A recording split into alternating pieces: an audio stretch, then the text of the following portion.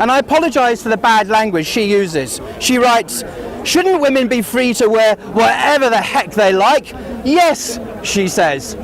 Yes, she says. Wow. Freedom.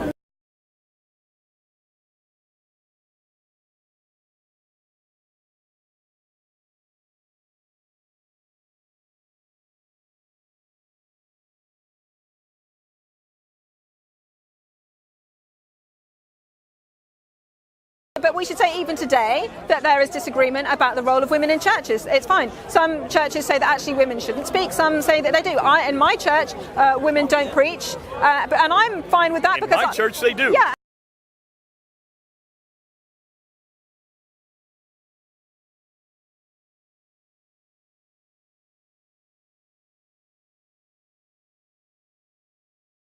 The role of women in churches. It's fine. Some churches say that actually women shouldn't speak. Some say that they do. In my church, women don't preach, and I'm fine with that. Yeah, you laugh loud.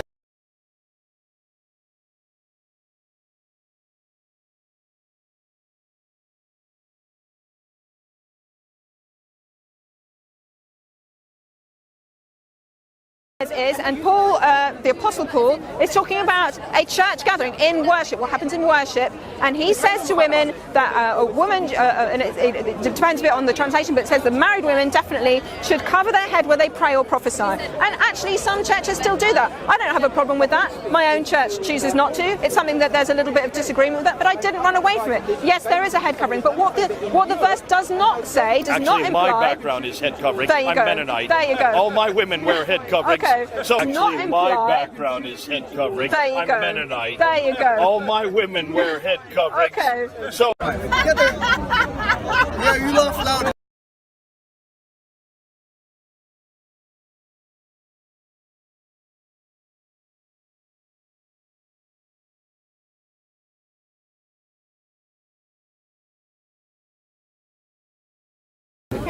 Over to you, not to Jay. Not to Jay. Why are you dictating to this woman? Why are you dictating to Lizzie? Why are you dictating to Lizzie? I thought you are for women rights, huh? Are you scared? Yes, speak. Just fear you. I'm very scared. Yes, Jay, I'm scared. Why are you controlling her, Jay? Notice how Jay controls her. He controls you, saying, "This will be your last 5 minutes," he says. Why does he control you like this? Are you threatening her last 5 minutes? Why does Jay Smith control you? She said yes. All right.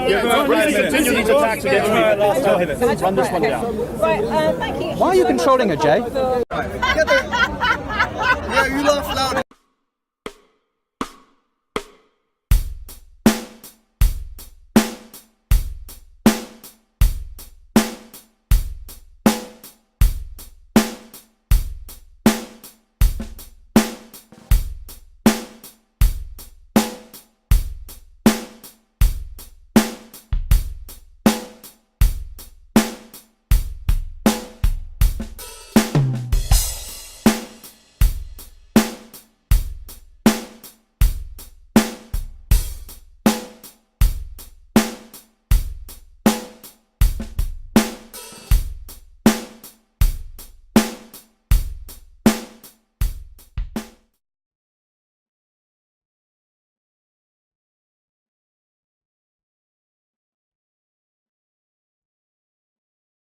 I might point out that in the book of Deuteronomy, in chapter 25, verse 11, it says that if two men are struggling with each other and a woman were to grab the other man by a certain area in defense of her own husband, then you are to cut off her hand and show her no mercy.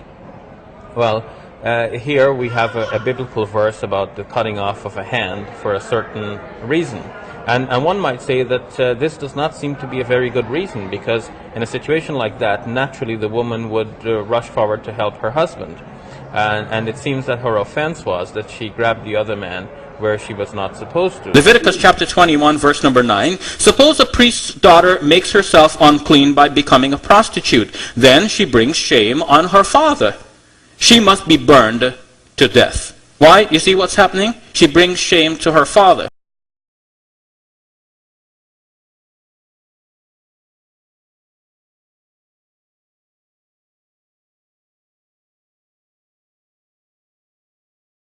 You people are pouring oil on fire and contributing to the increasing Islamophobia in Europe. And this was paralleled historically by the way the Nazis were increasingly demonized, so the Jews were increasingly demonized by the Nazis. I made that specific historical parallel.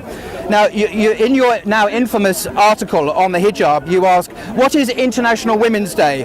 To celebrate women and to bring to the world's attention wherever they are oppressed or treated unequally because of their gender. Surely, what is a hijab about, she claims? It's an outward reminder of female oppression, she claims, by a religion that subjugates women in almost every area of life.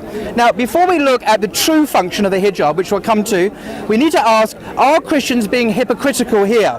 Let's look at the New Testament references to women and their status. Remember, if Lizzie is not to be a hypocrite and operate blatant double standards, she must acknowledge that what the New Testament says about women and accept it as true and from God. So let's see how she deals with these passages. Let a woman learn in silence and submission. I permit no woman to teach or have authority over a man. She must keep silent. For Adam was formed first, then Eve. Adam was not deceived, but the woman was deceived and became a transgressor. Yet she will be saved through having babies, provided they continue in faith, love and holiness with modesty. 1 Timothy 2:11.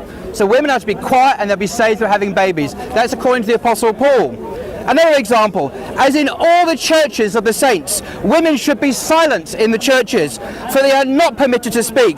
They should be subordinate, as the law also says. If there's anything they desire to know, let them ask their husbands at home, for it is shameful for women to speak in church. Shameful. Let anyone who claims to be a prophet or have spiritual powers must recognize that what I'm writing to you is a commandment from the Lord. A commandment from the Lord. Anyone who does not recognize this is not to be recognized. This is 1 Corinthians chapter 14 verses 33 to 38. Let's continue. I want you to understand that Christ is the head of every man, and the husband is the head of his wife. And then he goes on and says, any woman who prays or prophesies with her head unveiled disgraces her husband. It's the one and the same thing as having her head shaved. And then it goes on, a man ought not to have his head veiled, because he is the image and reflection of God. But the woman is a reflection of man. A woman is not made in the image of God, according to Paul. Indeed, man was not made for the woman, but woman was made for the man. Okay? It's 1 Corinthians chapter 11 verses 2 to 16. Remember, she believes in the Bible. She must believe this is from God. This is the word of the Lord. If she disagrees with this, then what does it say here? If she disagrees with this teaching, then she has no status at all. Finally, it says here, I want women to dress modestly, with decency and propriety, adorning themselves, not with elaborate hairstyles or gold or pearls or expensive clothes. This is 1 Timothy 2:9. Now compare this with Lizzie's stated view, and I apologize for the bad language she uses. She writes, shouldn't women be free to wear whatever the heck they like? Yes, she says. Yes, she says? Wow. Now, we can see now that Lizzie is a secularist, a liberal Westerner who ignores the teaching of the Bible that she claims to follow.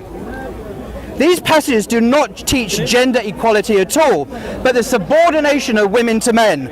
Women must be silent. Women must be saved by having babies. Women are not made in the image of God, but the image of a man, whereas the husbands are made in the image of God.